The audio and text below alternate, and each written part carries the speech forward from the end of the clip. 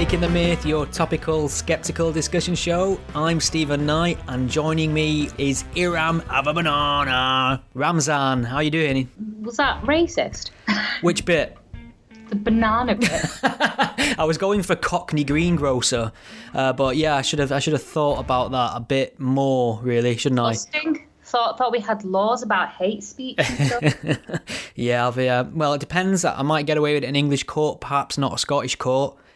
But we'll get to that at some point. I did want to mention a few notice board items. We were both in attendance at Secularist of the Year Award 2018. Great event, lots of awards. You ate all the cake. No, I didn't. There's no proof for that. You know, that's slander. So the award was picked up by Phil Johnson and Graham Sawyer. I was completely unfamiliar with them two chaps before the award was handed out. I don't know about you. I hadn't heard of them until the shortlist was announced, and then I obviously did a little bit of research into them, and I found their story quite inspiring. They won, didn't they? They did, and it seemed thoroughly deserved given the work they've done looking into child abuse in the Church of England. Now, I was there with my shiny new camera and I recorded the event, so you can actually find that on the National Secular Society's YouTube channel. I didn't put it on mine, it's on there, so if you head over there you can have a look at that and see the acceptance speeches and some of the nominees, and I found it really interesting. I always learn something whenever I go to these events. I always hear from a new activist or hear it from a new area of secularism that needs to be amplified, so I quite enjoyed it. Don't know about you. Didn't get too drunk, that's a lie, but apart from that everything was great. It was nice seeing some familiar faces, and then it was nice to see some people I've only interacted with on social media, and then finally getting to meet them in the flesh. That was good. And it was good to hear as well from Amina Lone. She's co-director of SARF, S-A-R-F, based in Manchester. She's currently a Labour councillor, but soon to be stepping down. She talked about the campaign against hijab in primary schools and the rise of religious fundamentalism. And from what I could tell, a lot of people responded quite well to her speech and her issues. I noticed there were quite a few young women who were coming up to her afterwards wanting to talk to her and find out more details about how they can get involved in activism and maybe with the secular society as well. And it's always good when you have younger people wanting to get involved as well, because obviously you have to keep the movement going, really, don't you? So yes, have to inspire the next generation. Yep, so that was good to see. Well, I also wanted to throw out a quick shameless plug to my own YouTube channel, because I've been dipping my toe into making videos a bit more recently. It's just something I can never find time to do, but I always want to do. So I've made a video on Mark Meacham, Count Dankula, which I'm sure we'll get onto later on. And I recently put out a video on a British ISIS fighter, which I think is quite interesting, the content, not because of me. I'm great, obviously, but I think the subject matter's interesting. So you can head over to youtube.com/gspellchecker and hit subscribe, otherwise I'll break your legs, essentially. First topic, Iram. Can you remember when we recorded in February and we spoke about the allegations concerning Lawrence Krauss? Oh yes, I do remember that. Yep.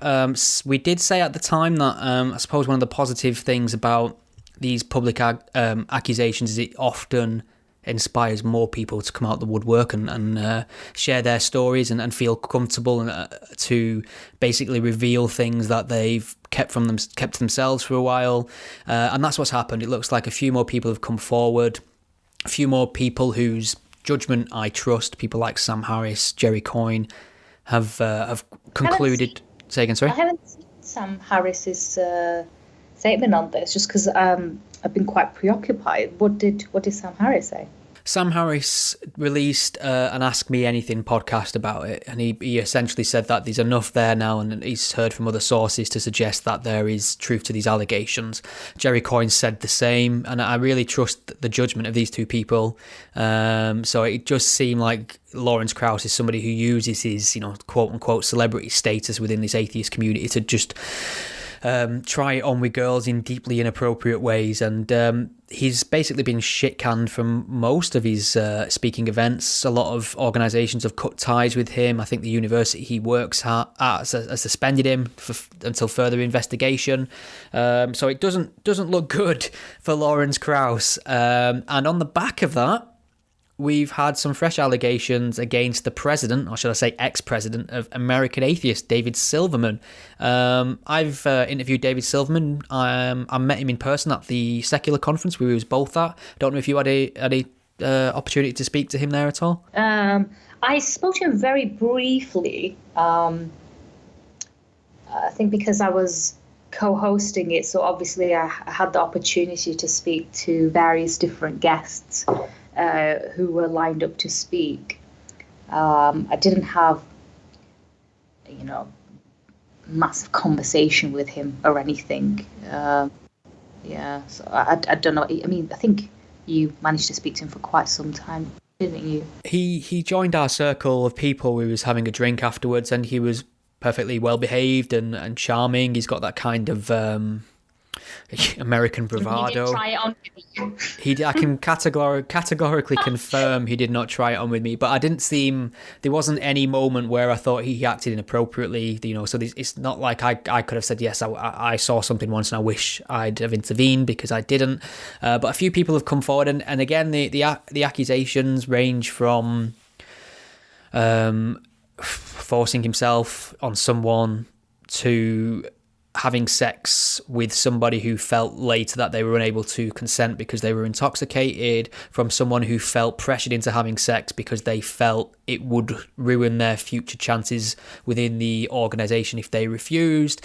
So the American Atheist suspended him, then they fired him. And I respect their decision, basically. If they feel that they have enough information to make that decision, they're perfectly within their rights to do so. And if they're not, he obviously has legal recourse for unfair dismissal.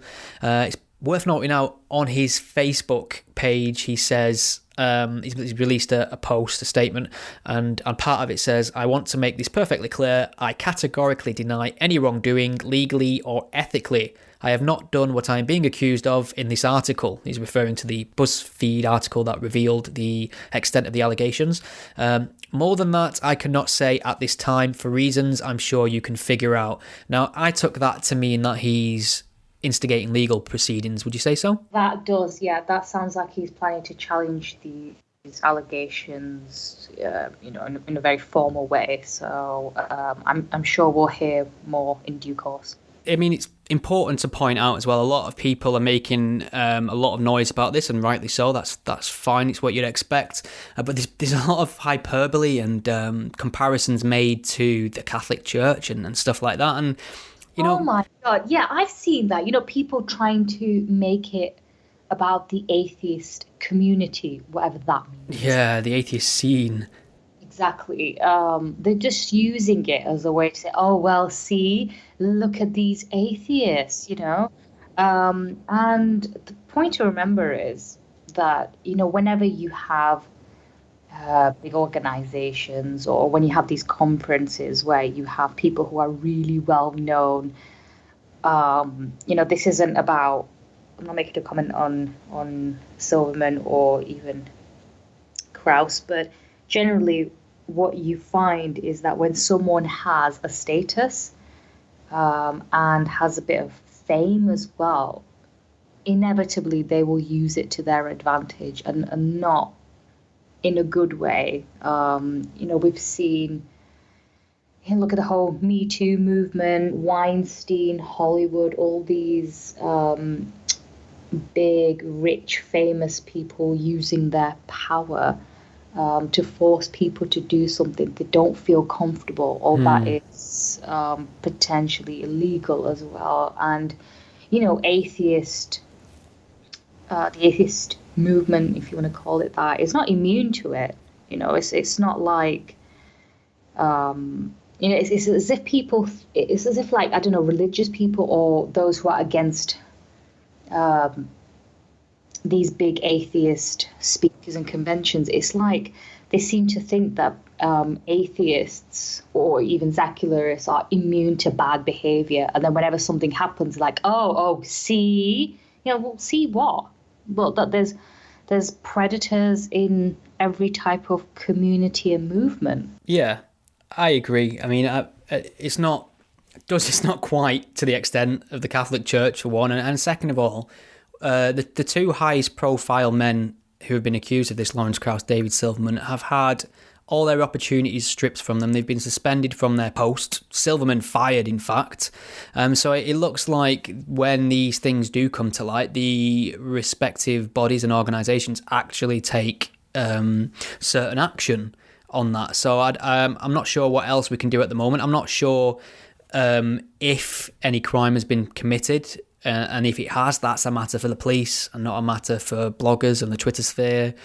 So I'll be keeping an eye on it, and if there is any updates, I shall come back to it.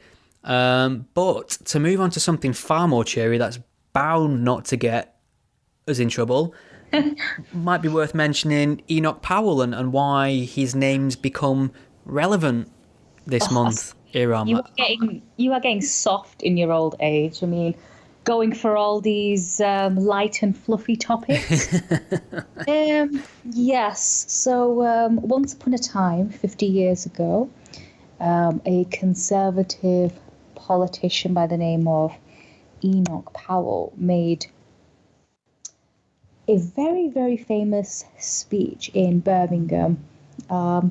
It's often referred to as the Rivers of Blood speech, and it's always put in quote marks, even though that wasn't the exact quote, but that's what it's known as now, in which there are certain words and phrases that were deemed to be racist, or at least racialist, and it talks about immigration and integration and how how he foresees all these troubles in the future. After he made that speech, many condemned him for it. The Times called it a wicked speech. I think the local paper also, went against him. He was friends with the editor of the local paper in Wolverhampton at the time, and when he made that speech, that was the end of their friendship. And so now it's been 50 years since that very, very famous speech. And, there's been so many debates, discussions, articles on what that speech meant, what Powell's legacy was, if anything. And obviously, and this isn't just something recent, but, it's something that we've been seeing or hearing quite often, hashtag Enoch was right. There are some people who think he was right about immigration and integration, and then obviously there are people who think he was completely wrong. His predictions were completely wrong. There were no rivers of blood, which I'm pretty sure that wasn't exactly what he envisaged. But wasn't he referencing a piece of literature? Yes, he was. So there's this one line where he quoted from Virgil. So this is not something that he, I guess, believed himself. It was just something that it was a quote that he used. Yeah, he's trying to spicy speech with a highbrow literary reference, I think. Exactly. So he said, like the Roman, I seem to see the river Tiber foaming with much blood. And then later on he said, those whom the gods wish to destroy, they first make mad. We must be mad, literally mad, as a nation to be permitting the annual inflow of some 50,000 dependents, who are for the most part the material of the future growth of the immigrant descended population. It is like watching a nation busily engaged in heaping up its own funeral pyre. So it's very strong rhetoric. It's, he quotes from the classics there because, that's what he was known for. He was a scholar. He was a very, very intelligent man. So he could quote all these very classicists and philosophers and whatnot. So he doesn't actually say rivers of blood. He just talks about the river Tiber foaming with much blood, and hence why it's known as the rivers of blood speech. Because it's been dubbed the rivers of blood speech, people have taken that to mean that he made a speech where he claimed that immigrants would cause rivers of blood through the UK. That's what I get from it all the time. That's what I hear when people talk about it. Yeah, exactly. And when I was younger, I mean, Enoch Powell's kind of this bogeyman, and I remember that's all I knew about his speech.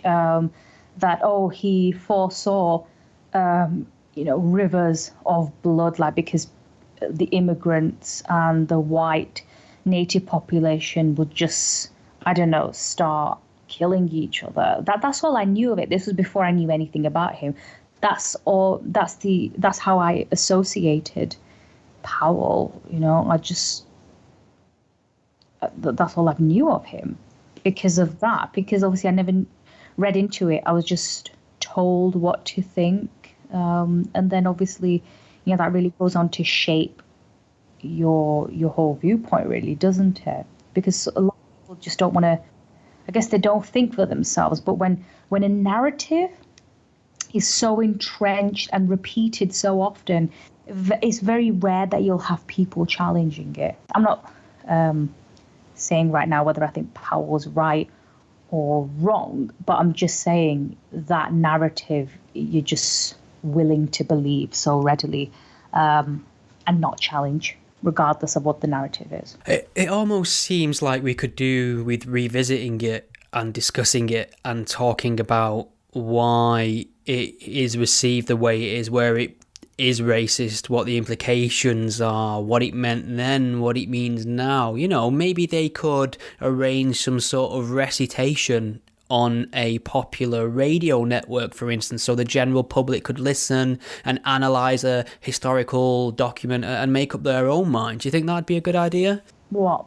Making people think for themselves? These people are thick, though, aren't they? Yeah, well, not just that. So what I'm alluding to here is that the BBC, was it Radio 4? Was it Radio 4? It was Radio 4, yeah. Radio 4. So they planned to have a recitation of the speech read out by Ian McDiarmid.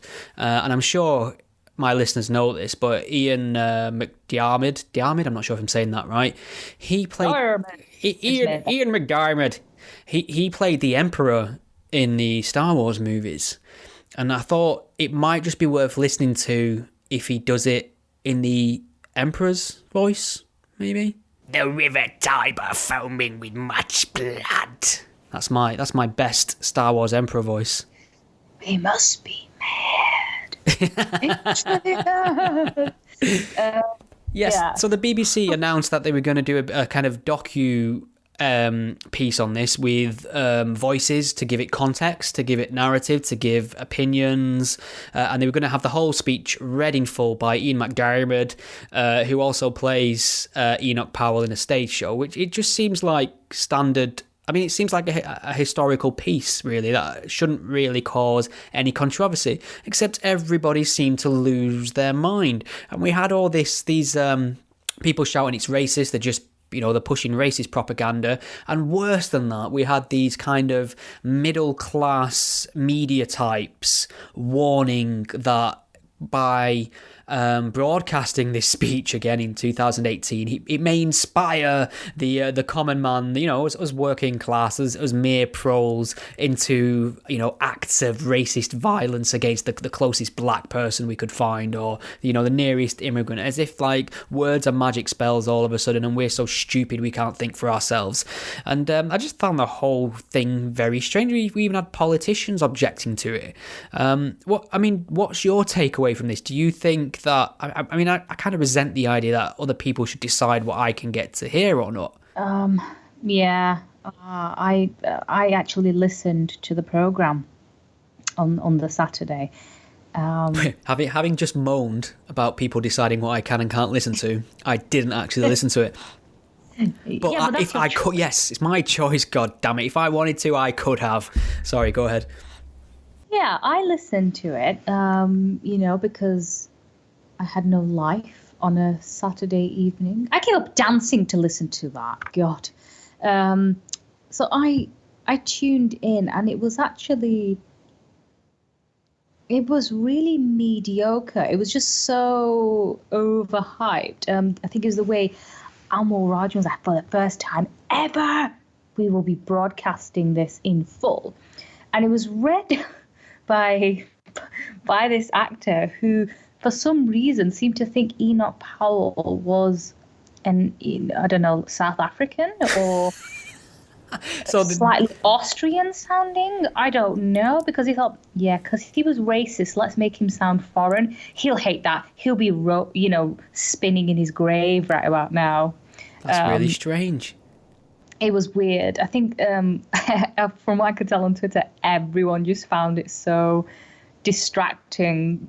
Everyone was just like, oh, I didn't realize Enoch Powell was Afrikaan, and then after about 5-10 minutes, there were various commentators who were brought in to sort of analyze that particular segment. And, they had some good people on there, I guess. They had David Goodhart. You have to be a good person with that name, don't you? Really? Yeah, who else was there? There was Powell's official biographer, Simon Heffer.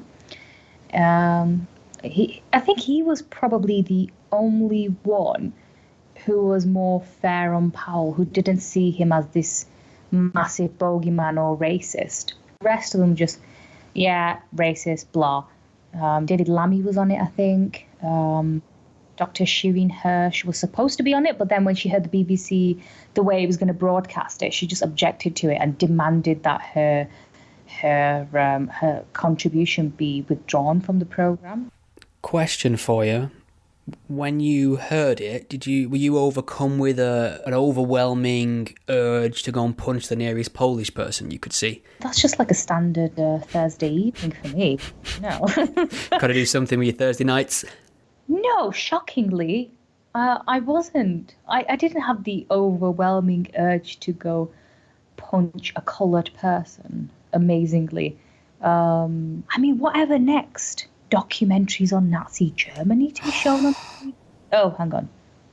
Yeah. So even before the program was broadcast, people were up in arms demanding the BBC not broadcast this because it's incitement to violence, it's hate speech. And I think calls were even made to Ofcom to protest this before it even been broadcast. And this is with the speech being analysed and critiqued. And let's face it, that programme was not going to go out without the conclusion that, Powell was a bit of a racist, bit of a twat, and, he's completely wrong. That was inevitably going to be the conclusion. I don't know, it's like people now just even more sensitive. They just don't want to hear anything that they think is going to be slightly controversial. Here's what I think the problem is. They've won the argument. Luckily, we've won the argument. Anti-racists, people who despise racism, such as ourselves, have pretty much won that argument in civil society.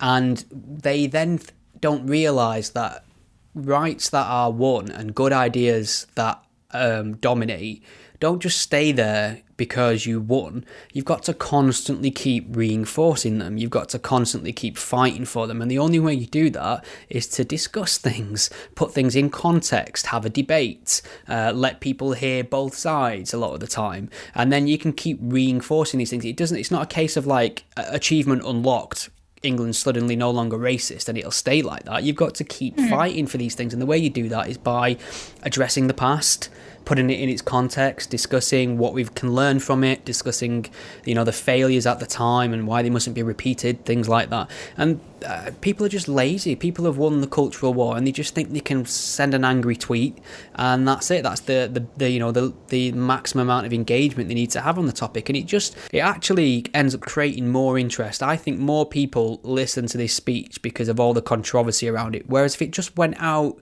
like a normal Radio 4 piece on some bit of history, I don't think hardly anyone would have tuned in. But I imagine this will rank as probably their highest rated piece of broadcasting for the entire year, no doubt. Yeah, I think it's interesting how you said, all the major battles and arguments have been won. And I think, that's actually essentially correct because, like say our generation and the newer generation, next generation, they've not had to endure blatant misogyny or sexism or racism. Like, I remember having a discussion with a family member who said, you kids just don't realize how good you have it. You didn't have to live through the days where you had, packy bashing, which is what they used to call it, where people just actually want to go out and start beating up someone who was basically foreign looking, and it was practically acceptable in some places. And can you imagine if someone said, "Oh, let's go packy bashing today"? That would just not happen, and if it did, there'd be just outrage. And this family member was saying, you didn't have to endure that. People like your generation doesn't know anything about the struggles that we've had to endure. And I guess that's why they really appreciate the rights that they have and, the society that we're living in, because they know how far we've come. Whereas we younger people now, they haven't really had to face actual racism. I mean, there might be some, what's the phrase that I'm looking for? It's just more subtle prejudice or racism, but it's not blatant. Yeah, it's not been erased. I don't think either of us had claimed that. Obviously, there's still work to be done, but there's been huge progress made. I mean, to the point where you said the word packy then, and I only hear that word now when it's being referenced. You know what I mean? Like when I was growing up, I'd hear it at school. I'd hear other adults say it. There'd always be a packy joke. And like the idea of that now is just so completely, ironically, so very foreign to me, this idea that people would tell jokes like that in civil society and in polite company, unironically. And we know, what happens now when you get somebody who crosses the line and how uncomfortable it is and how the wider group shuns that person. It's kind of, progression has been made. But I mean, you made a great point about, you were saying that the people now who are enjoying these rights never had to fight for them, and I'm constantly aware of that. I've never had to engage in some big battle for my right to freedom of expression, but I'm very respectful of the people that did, and I understand what they had to go through to get there and the things they were not allowed to do that I am allowed to do. And that's why it fucks me off to no end when I see people throwing freedom of expression under the bus so easily nowadays. And it is, it's the students on campuses, it's the millennials who can't bear the thought of a nasty word heard somewhere and thinks that new laws should be made to regulate what things are said on the internet, and I mean this might bring us smoothly onto Mark Meechan and his Nazi Pug. Have you been following this story? Yeah, I've kept an eye on it. I mean, we referenced it. I mean, we spoke about this months ago on Taking the Myth, and it was I was kind of like, I thought it was absurd that he'd been charged and he had a court date, and I just assumed that common sense would prevail and that they'd just completely, they quietly throw it out to avoid embarrassment in the media, or the judge would demand to know why his time had been wasted, and maybe make some positive noises towards the right to offend and freedom of expression. I was so fucking wrong, Iram. I was so wrong. He's been convicted. He's been convicted. You know what? I knew that was going to happen because I'm psychic. Yes. No, I just knew it was going to happen because I thought if it's already gone to trial, and I just thought, it's inevitable. This is where we've come to now.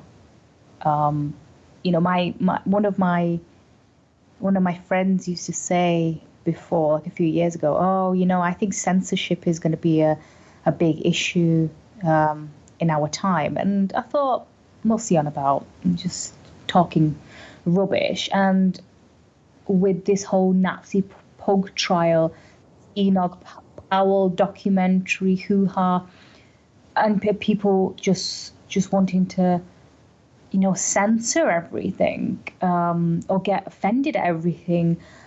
I just think, well, you know what? Yeah, he was right.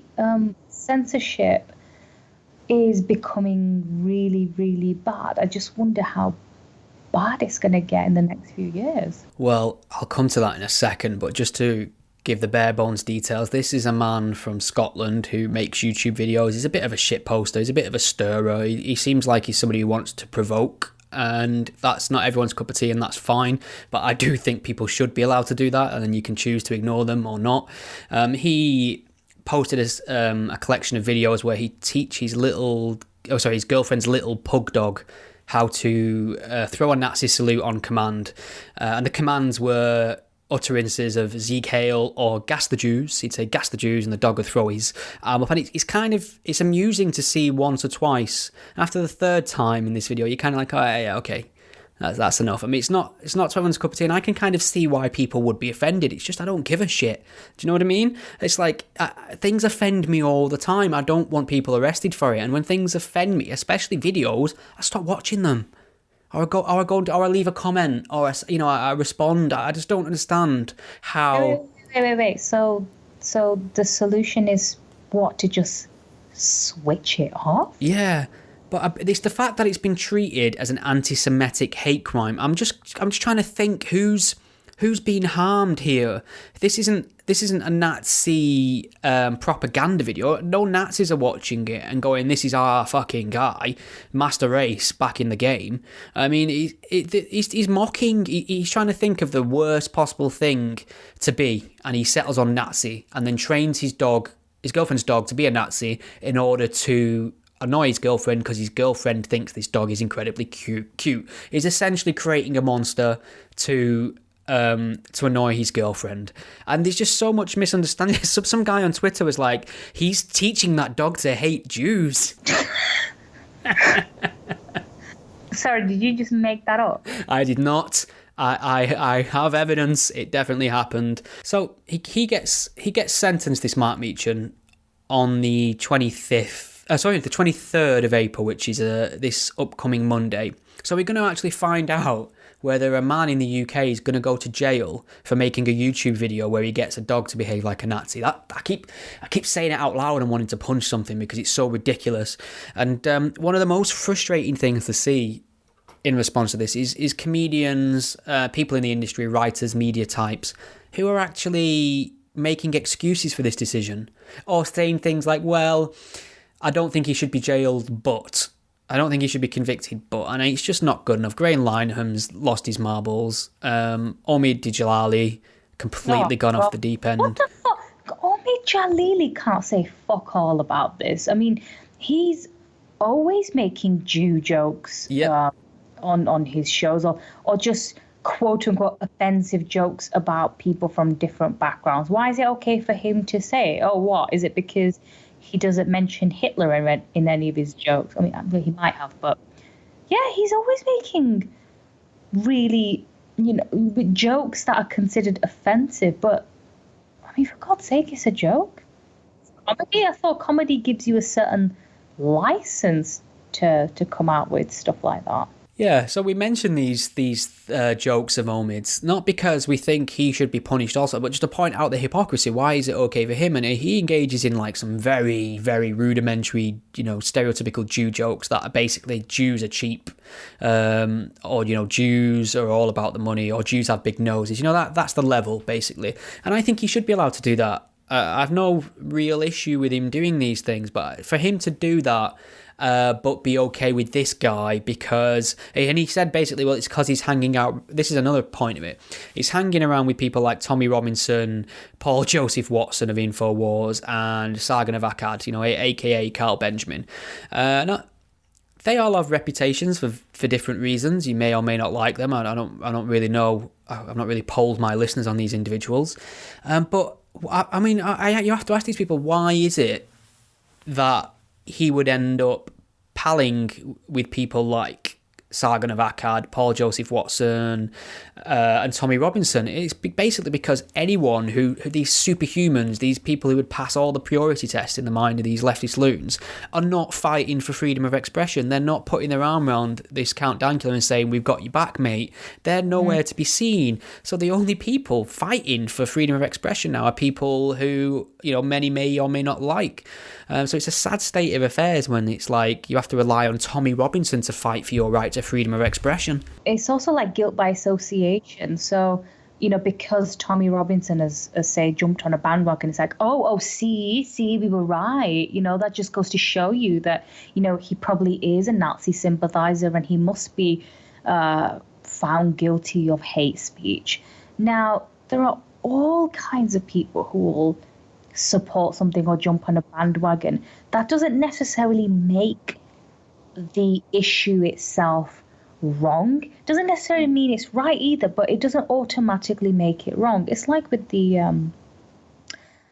with the Powell speech as well. Unfortunately, a lot of racists decided to use that to try and make non-white people feel really uncomfortable. So because of that, everyone's like, see, he was a racist, regardless of whether he was not. It's because a lot of really unpleasant people used that for their own gains, and that's what people are trying to do with this comedian as well. That because, say, Tommy Robinson got involved, that automatically means he's wrong and he's guilty. Like I say, he's sentenced on the 23rd, which is this coming Monday.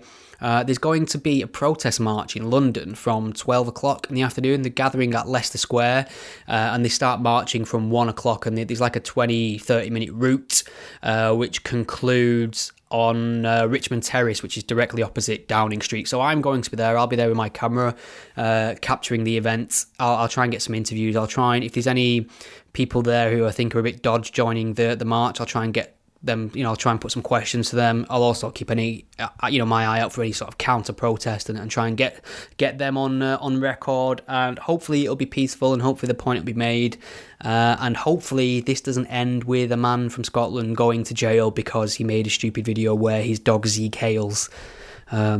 Yes, that's where we are in Britain, 2018. Well, at the very least, I guess at least he can join the Labour Party. Oh, Jeremy Corbyn. Like, you're right. Nobody. It's like, where on earth do we draw a line when it comes to comedy? I mean, people don't even like Apu from The Simpsons anymore now. Oh, you know what? I saw all that, and I just couldn't. I couldn't bring myself to dip my toe in. It feels, and I'm saying this from a place of ignorance, but it feels like pure SJW nonsense now. I don't think any character gets a fair deal in The Simpsons. Do you? You have the fat, stupid American alcoholic father.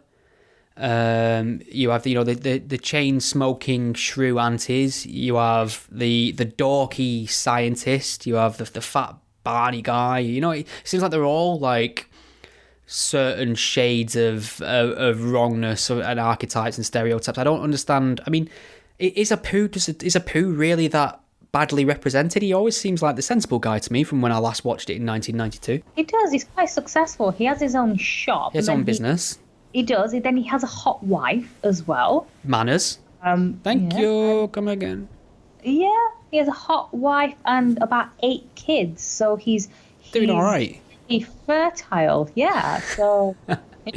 So have you looked into this in any sort of detail? Do we know what the objections are? Is it just basically that it's because he's a stereotype and because it feeds into people's racist attitudes. Well, then why is no one saying anything about Willie?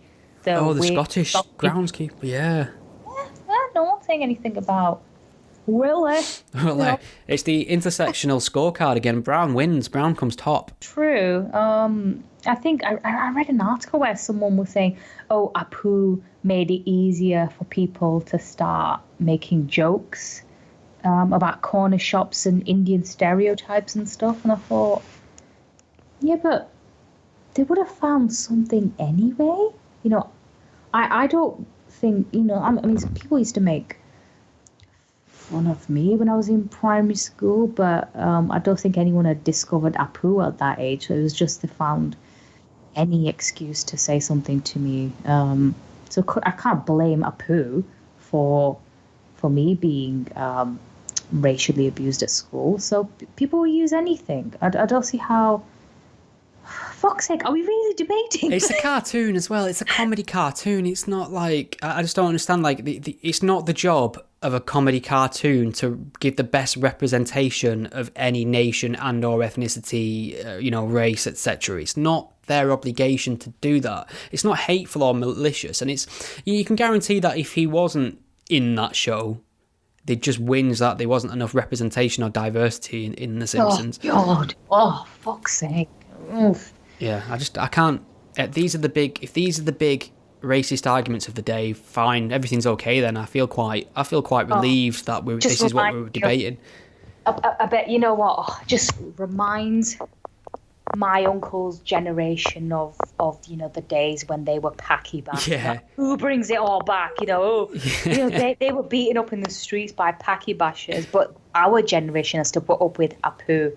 Yeah. I think we know. Shut up! Yeah, it's like, shut up, Asif. Stop going on about being packy bashed back in the 80s. There's a Simpsons character here getting a raw deal. Okay, so we've basically pissed off most of my left-leaning, liberal, anti-racist audience by making light of racial discrimination on The Simpsons. We've bigged up Enoch Powell. We've defended the right to make dogs hate Jews. What's left? Tommy Robinson? Punish a Muslim Day. Oh, yeah. We can sort of make light of this because nothing much happened. I mean, we can talk seriously about what did happen. So a number of people, elected officials amongst them, Muslims, were sent letters, and they were sort of announcing a day to punish a Muslim. Punish a Muslim Day, it said, and the date was 3rd of April. And there was this paragraph or two about what Muslims have done, how much they've made people suffer, and only you, don't be a sheep, only you can turn this around, only you have the power, do not be a sheep. And there's kind of a scoreboard. So he said there will be rewards based on action taken. These are as follows. 10 points, verbally abuse a Muslim. 25 points, pull the headscarf off a Muslim woman. Woman's in quotes for some reason, that's sinister. 50 points, throw acid in the face of a Muslim. 100 points, beat up a Muslim. 250 points, torture a Muslim using electrocution, skinning, or use of a rack.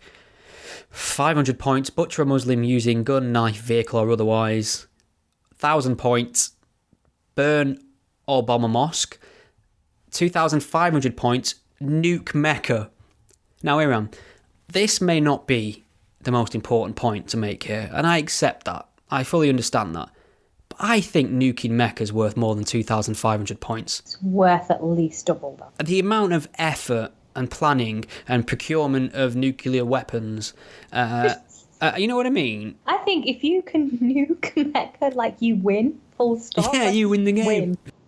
Win. But on a serious note, that sort of letter really caused so much fear. There was so much panic as well.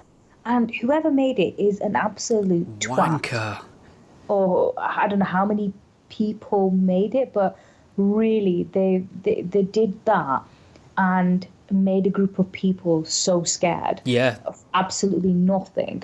I don't even know why you would want to do that, but some people are weird and sick.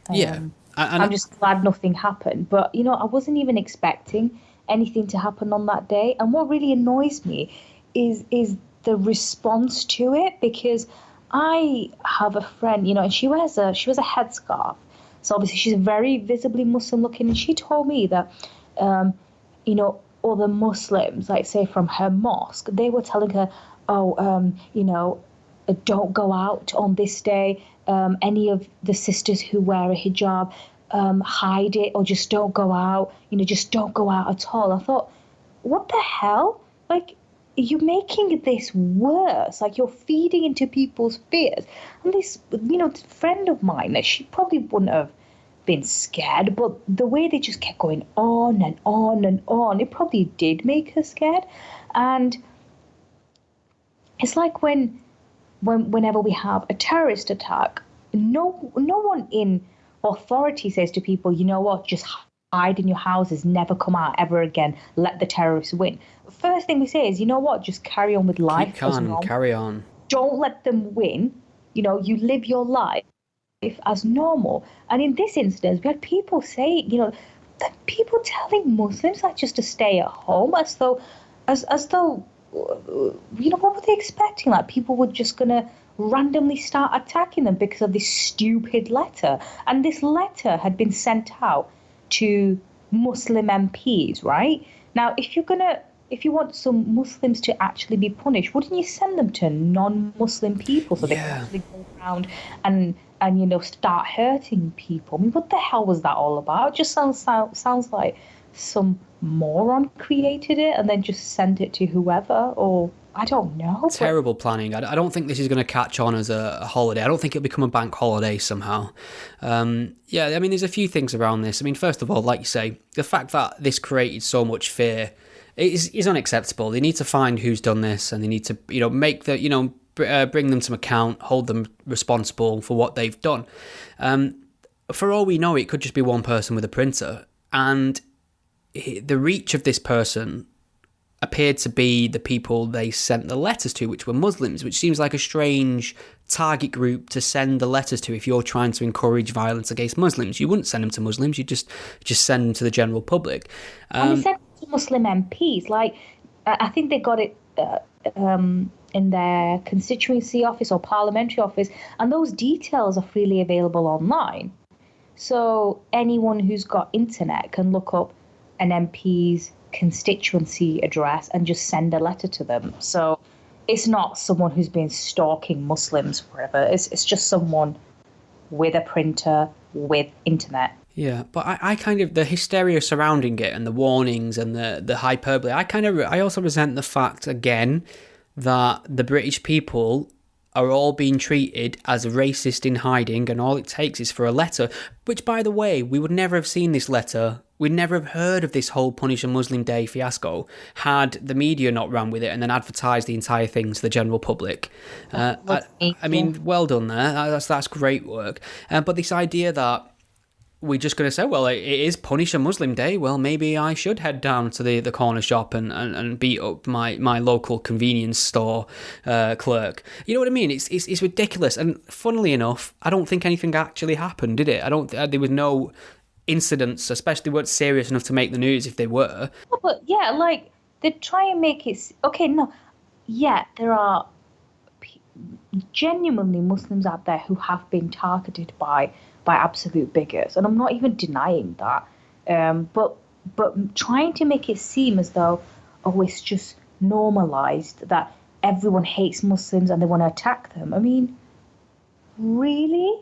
No, come on. It's mental, because if we were to do the accounting, if we were to be cynical on this, I think if we were, to tot up the number of dead infidels versus number of dead Muslims in the UK, or, maybe even Europe, I think you'd find dead infidels was top of the list. If you were to tot up...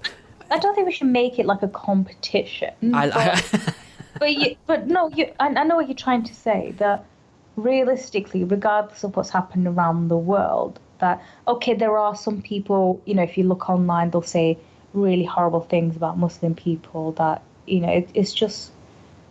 They're just unjustified. But I mean, my main point is that the biggest threat to Muslims in the UK are other Muslims. They're more likely to be killed by another Muslim we have problems with, honour killings. We've had murders in Rochdale and Glasgow of people by Muslims for being the wrong Muslims. You have, thousands of people travelling to the Islamic State and then returning, not knowing what they're capable of, what their views are. And the idea that the Muslims are suddenly under siege in Britain, I don't see it anywhere. And there's this thing called the information paradox as well. Is that instances of hate crimes and actual violence and things like that are actually declining, but there are more groups now that collate data.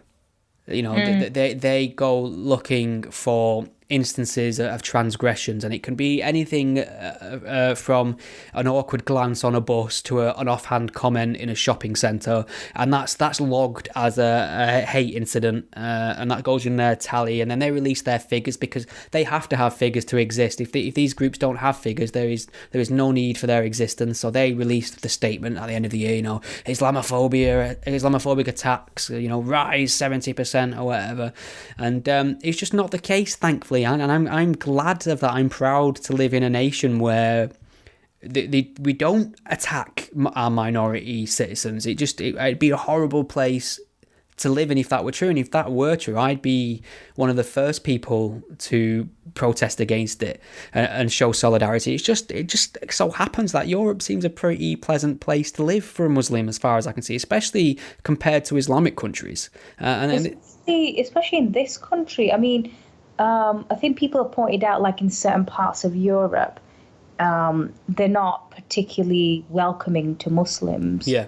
I wouldn't know personally because but I mean, in this country, like I know so many people who've said, yeah, we've lived in other parts of Europe and Britain in comparison to that is absolutely amazing.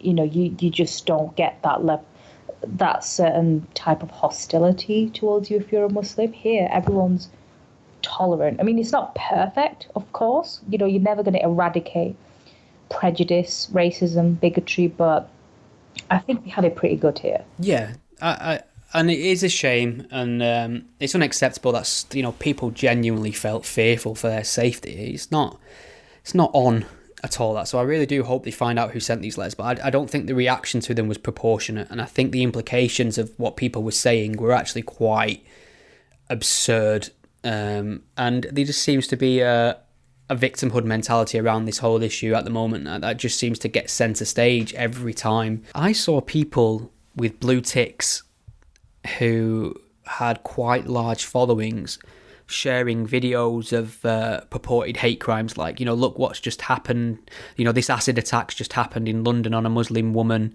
in response to this Punch a Muslim Day, and that the video's like months old and it wasn't even a hate crime.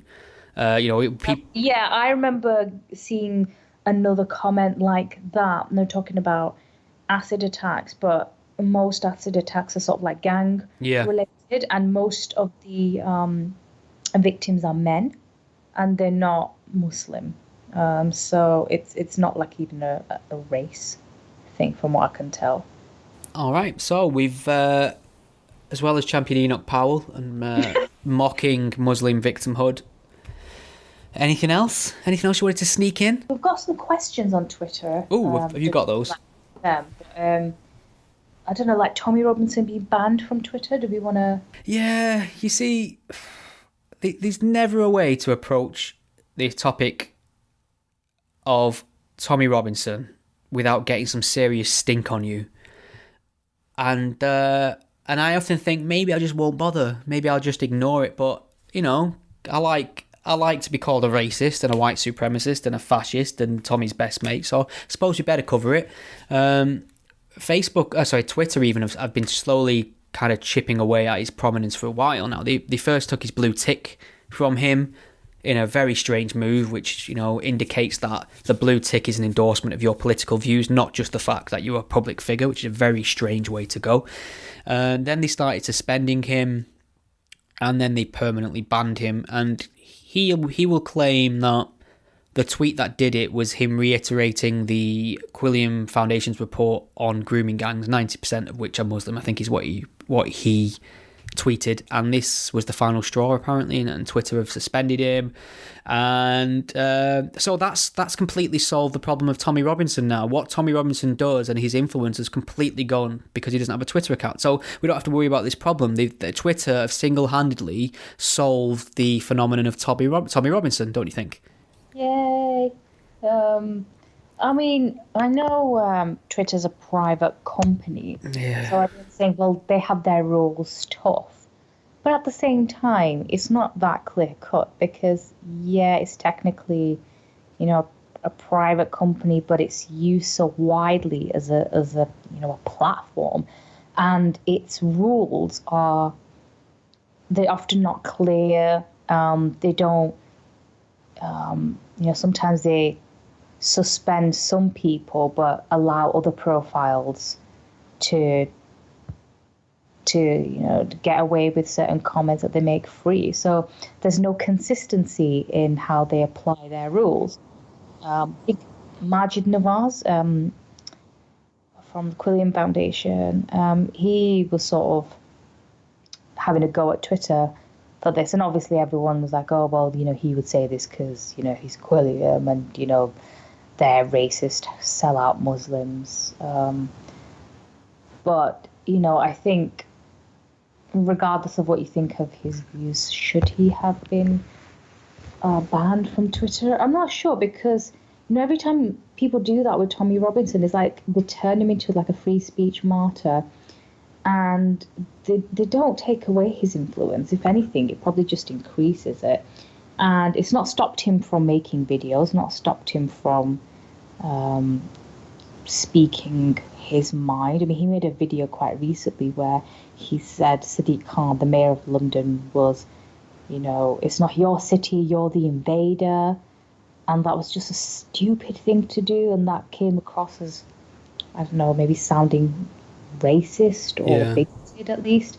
So, I mean, the way, if you really want to counter someone like Tommy Robinson, is you have to be clever with your arguments. What people should really realise about Tommy Robinson, whether you think he is right or wrong or somewhere in between, or often right and often wrong, as most human beings, what people don't understand is he is a political powerhouse. Now, by that, I mean he is incredibly influential. He's quite possibly one of the most influential people, activists-wise, in the UK. Yeah, whether you agree with him or not, he's definitely influential. So he's got following. You don't deal with that by banning and shutting down. You can't deal with that by banning and shutting down, because he has the hearts and minds of a lot of British people. And I find it a little bit scary, I have to say. I was at speakers. I've been to a few rallies. He came to one in Manchester. I've been there to cover the anti-Sharia march, and the numbers he managed to get on the streets is like something I haven't seen for somebody who's not giving a pop concert. He's not, he's not a celebrity, he's not a music artist, he's not a comedian, he's an activist. He's managed to get that many people to the streets of Manchester just on his say-so. And then I went down to Speaker's Corner a couple of weeks ago, because he was giving a speech there, and the amount of people that turned up there for him was overwhelming, chanting his name. There's definitely a cult of personality around the guy as well, and he's not just some trollish agitator you can ignore, because he's influencing change. He can't actually run for politics because of his criminal record, I believe, but people really need to start paying attention in the sense that they need to engage and show where he's wrong and highlight it and push back. This whole ban him, don't give him a platform, ignore him, it's not going to wash. He's got more of a following than I have. He's got more of a following than Owen Jones. He's got more of a following than most people you can think of in this argument, and it's scary. It is quite scary, really. He has real political clout, and you need to engage with it. Yeah, and the thing is that because he's got such a large following, he knows he's influential, and he should know better when he comes out with, say, certain words. Yeah, he's had enough time to get it right, hasn't he? He has. It's not like he's just some sort of rookie. He's not. He's been in this game for a very long time. He knows what he's doing. if he had just started out, I could probably say, well, you know what, he's just a bit rough around the edges. But he keeps saying over and over again, oh, I've not been to Oxford, I'm not educated, I don't know big fancy words. No, fine, you don't know any big fancy words, but you clearly know when something you're saying is inappropriate or inflammatory. Like, you just know, you get a sense of that.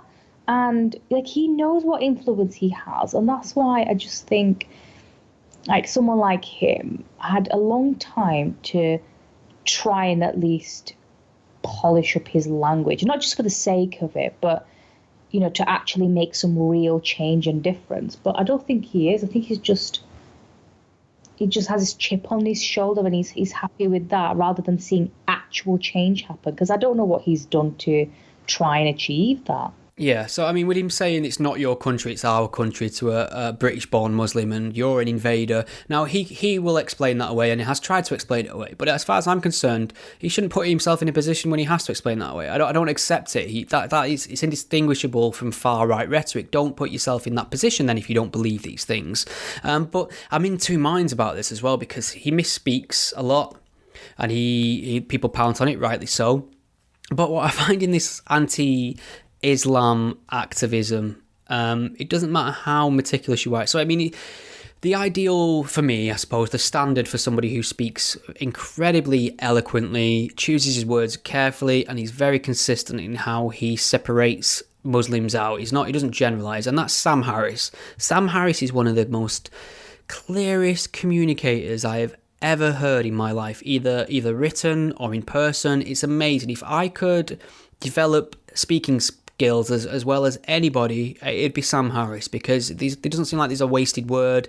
He's concise, he's to the point, he's empathetic, and he's just sensible. Now, if you Google Sam Harris, that's not the opinion you're going to get. There is thousands upon thousands of tweets, blogs, comments, all claiming that he said something racist, all pointing to an excerpt of such a thing or a quote out of context to insinuate he wants to nuke Muslims or things like that. So I just think this game's rigged anyway. Tommy Robinson could speak as well as Sam Harris, and I think he'd be pretty much still in the same boat as Sam Harris is at the minute. I don't know. I wouldn't really compare the two, to be honest. They've got nothing in common, really, apart from they both concentrate on Islam. But I mean, in terms of the rhetoric surrounding the same issue, you don't get much clearer than Sam Harris. Exactly. The thing is, with Sam, at least he sat down and had a dialogue with different people, and he tries to think of what is a potential solution. Whereas Tommy Robinson really doesn't. And, every time he says something that is inflammatory or whatever, his followers always say, oh, but you've taken it out of context. It's like when you have all these, like, dawah preachers saying, oh, but you're quoting the Quran out of context. Well, there's only so many times you can try and use that excuse. I mean, I don't think he's going to disappear anytime soon, but I don't have that much sympathy for him, because it's like, he's had so many years to try and get it right, to try and make a difference, but I don't think he's really interested in that. Not really. Yeah, he fits in somewhere into this puzzle. I'm just not sure where, and that frustrates people when they hear me speak about it, because they want me to say he's a racist, fascist, neo-Nazi scumbag, and I just don't think that's true. I don't think he's racist. I don't think he's fascist, but he's certainly. You could say he has a chip on his shoulder, not just about Islam, but, sometimes he does not distinguish between Islam and Muslims. And that for me is a massive problem. Yeah, agreed. All right. So I've pretty much ticked off everything I was going to talk about. Is there anything else you wanted to bring up? What about Janan Musa's interview with that Daesh guy? That was interesting. That was great. I made a video on it, youtube.com/gspellchecker. Yeah, that was fascinating. So this is a guy, El Shafi El Sheikh. He's from Britain. He's got a very thick sort of southern accent, I would have thought. And he sounds quite middle class, actually. He sounds relatively well educated. He's one of these people who was collectivised as the Beatles. There was a group of British ISIS fighters who went out there who had thick British accents, and they were dubbed the Beatles by the other fighters. Mohammed Emwazi, aka Jihadi John, was part of that gang. I'm not sure whether he was on drums or bass, but he was part of that. He's known for chopping off aid workers' heads and succumbing to a rather emphatic drone strike, thankfully. We made him do that, by the way. Yeah, we disenfranchised him at some point, or I think it might have been The Simpsons. Might have even been The Simpsons that sent him over the edge. I've been a poo that did it. Yeah. So what's incredibly instructive about this piece of journalism from Jen Musa is she sits down with this jihadi fighter who's in a Kurdish jail cell at the moment, waiting. I think he's had his citizenship revoked from the UK. I'm not sure. I'll have to look into that. But he's basically trying to await trial, and he wants due process, which is strange how when he's not burning Kafir to death, or allegedly, or what he may have done, he wants due process. So she's sort of asking him about his time in ISIS, and he's very cagey, no pun intended. He doesn't want to reveal what he's been up to, which I suppose is the sensible move if you're awaiting trial. But we're often heard that it's either a mystery why these people join ISIS, or when people do offer up reasons, it's always silly things like, well, they were disenfranchised, they wasn't very intelligent, they had no opportunities, they were victims of racism, they were duped, things like that. And this guy, Clear of Day, basically makes it clear why he's there. I mean, for instance, he's asked at one point by this journalist, were there any practices that you disagreed with? So she's talking about the practices that ISIS have carried out. So amongst those things include, enslavement of Yazidi women, beheading aid workers and journalists, burning Jordanian pilots to death, throwing homosexuals from rooftops, that old chestnut. Yeah. Who hasn't, who hasn't thrown, chucked the odd homo off a roof? So he actually answers, well, traffic tickets is what he offers up. He offers up traffic tickets. He's opposed to members of ISIS handing out traffic tickets, which I'm assuming they must have done in Raqqa at some time or wherever. And he's against that because such things are not in the law of Allah. He thinks it's a... To be fair, traffic wardens are scum of the earth. They are scum of the earth, yeah. I mean, I would be against that on principle anyway, but the fact that... So do you stand with this ISIS fighter then? Shit, there we go. It's the old guilt by association. Me and El Shafi El Sheikh, brothers in arms. So he basically says he doesn't like ISIS giving people traffic tickets because Allah would not be on board with that sort of thing.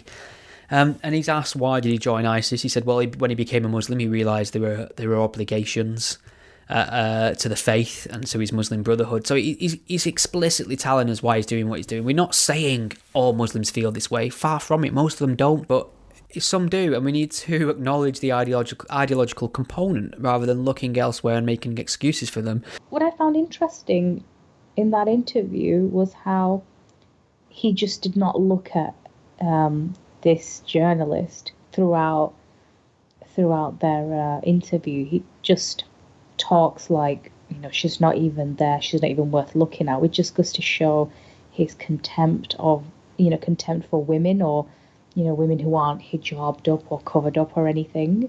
That to me was very revealing. And that dead look in his eyes, have you noticed all these extremists and terrorists, they always have that dead fish. Yeah, they always have that weird blank look in their eyes, like they really have been brainwashed and they just don't know how to think for themselves. Another thing as well, so I'm annoyed with myself because I had this written down to mention it in the video and I completely forgot. The prayer spot, did you notice the prayer spot on his forehead? Mm-hmm. And this a lot of people don't notice this, but a lot of the mugshots of these Islamic extremists, they'll have like a dark patch right in the middle of the forehead. It's a prayer bump, and basically it's not every Muslim that does this, but there are many like Muslim men, when they pray, they'll put like a little stone or something hard on the prayer mat so that when they go down to prostrate, their forehead touches that, so that they're definitely prostrating, and it's a mark of how pious you are. It's a pious badge. He had that. Yeah, so he's been putting the hours in at the door of Allah, it seems. He's been really committed himself. And that's that. You go and have a look at Islamic extremist mugshots, and you can see this pattern there. You know, they really, really, really like Islam, Iram. Hashtag Islamism, not Islam. Hashtag not all Muslims. Not all Muslims. Any other questions?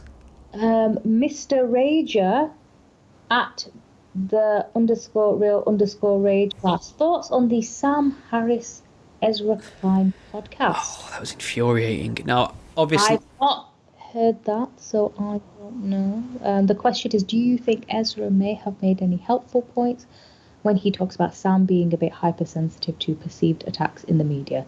I don't know anything about this, so I'm going to let you take the lead on that. Ezra Klein was trying to convince Sam Harris that racism exists, and Sam Harris was trying to get him to acknowledge that he'd misrepresented the arguments, and then that's what it was. Two people talking past each other. And in regards to Sam Harris being oversensitive to criticism, it's possible, and I wouldn't be surprised if it were true given the public treatment he's had over the last several years. Ezra Klein's Vox now contributing to that. If Sam Harris does have perfectly reasonable grounds to be a little bit cagey with someone like Ezra Klein because of the way he's treated him.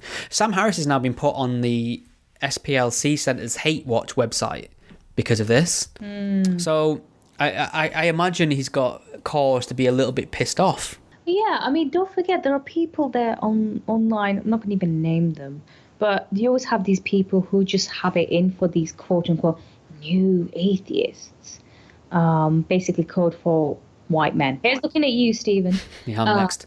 And they just, they just hate them, and it's like anything they say, they will happily take like a sentence from an entire show, and then they'll twist it to make it seem as though that person has come out with something really racist or bigoted, when actually it's not, because people like Sam Harris are known for having really deep, long discussions. They're not going to be easily condensed into a soundbite. That's not the point of these podcasts. It's not to make something into a soundbite, although I've realized what I just said was such a soundbite, so I'm expecting a meme anytime soon to be made in my honor. But yeah, the whole point is not to sensationalize it or to be a quick soundbite. They're supposed to. It's like they're having rational, meaningful conversations. But you'll always get people who just have their own agenda, who hate them, who will just want to take a sentence and just make that person seem like a bigot. Yeah, it's just making conversation more difficult. The thing that's exciting about Sam Harris's podcast and the work he's doing, he's interested in looking at taboos, areas of discourse that aren't having light shone on them, controversial topics. He wants to discuss them in an open, sensible way. He's not some rabble rouser. He's not somebody who's overly provocative intentionally. He's not an Alex Jones figure. He's a sensible philosopher, and there's a lot of value in what he does. And the fact that people like him, like I've mentioned him earlier, how clearly he speaks and how well he articulates his points and how he does it with compassion. If people like him are being treated like this, we have no chance of having sensible discussions. If Sam Harris gets this sort of treatment for talking about these kind of things, the discussion's over. He seems to me like the kind of person you would want to take control of discussions of this sort, but he's a white supremacist now. He's a bigot. He's a racist. He's a geneticist. All sorts of things. He's essentially part of the SS now, if you go by some of the online rhetoric. And this kind of thing is damaging to his reputation. It just takes... I mean, I can imagine there are people who completely agree with Sam Harris, who understand his worldview, but just think, you know what, his reputation's far too toxic now for me to endorse him or side with him or work with him. I'm sure he's missed opportunities because of this basic defamation of his character. Do you think so? I mean, I don't know. I'd like to believe most people would be more sensible. Okay, you know what? Never mind. Considering what we've been talking about, I think, you know what? Yeah. I'm not saying feel sorry for. I'm not saying like he's doing all right for himself. You know what I mean? He's doing okay. Yeah. I think he's at that point where he's got a solid reputation where I think it'll take a lot more than for something like that to really, really damage him. All right, Iram. Well, it's been an absolute pleasure catching up with you as usual. Mm-hmm. We didn't even think of a hashtag. If anyone gets to the end of this week's Taking the Myth, I will be amazed. What's the safe word? What have we discussed? A poo? Hashtag a poo. Hashtag a poo. All right, so you seasoned people who've been in the trenches with us this time around. Hashtag a poo. Let's. This can be the digital version of a prayer mark for you. Iram, it's been a pleasure. I know. Speak to you soon. Thank you for listening to the Godless Spellchecker podcast. The podcast is a one-man operation, produced in my spare time away from my day job, and I love making it for you. If you enjoy what you hear, please consider lending some support. The show is entirely listener supported. I don't sell anything, I don't run ads, and given the alternative and unpopular focus of my content, it's very unlikely to find a sponsor. So there are a number of ways you can support and chip in and help improve the show and give me more time to produce more content. You can become a patron supporter and pledge a monetary amount per month or per episode by visiting patreon.com/gspellchecker. If you can't lend monetary support right now, don't worry, there's other ways you can help the podcast too. You can share it on your various social media networks, or take a moment to leave a review wherever you listen to it. Your support is massively appreciated. Thank you. Think we've all learned something here today?